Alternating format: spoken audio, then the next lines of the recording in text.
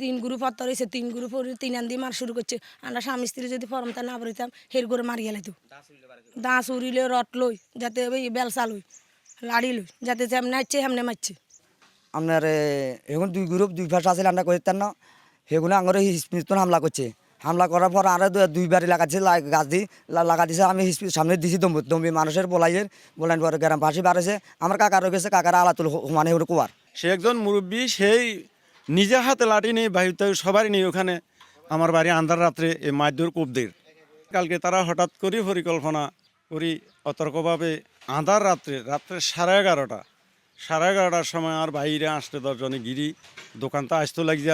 আর বাড়িতে আর বাইরে কেউ লাঠি কেউ ছুরি মাইদুর এবং 2-3টা কূপ দিছে।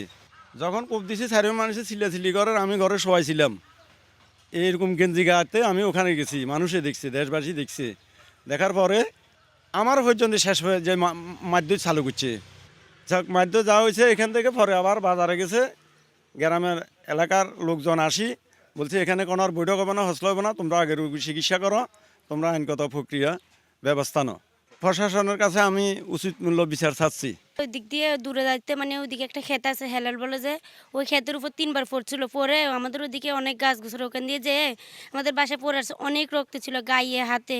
আমরা তো জানতাম না, আরেক গিয়ে আমাদেরকে বলে ডেকে দিছিল ওনাকে নিয়ে যাওয়ার জন্য। তিনি যে আমার বাসুর ওনার লুঙ্গি দিয়ে বেঁধেছিল, জল টল খাওয়াইছিল, অনেক রক্ত ছিল, ওগুলো ধোয়াইছিল।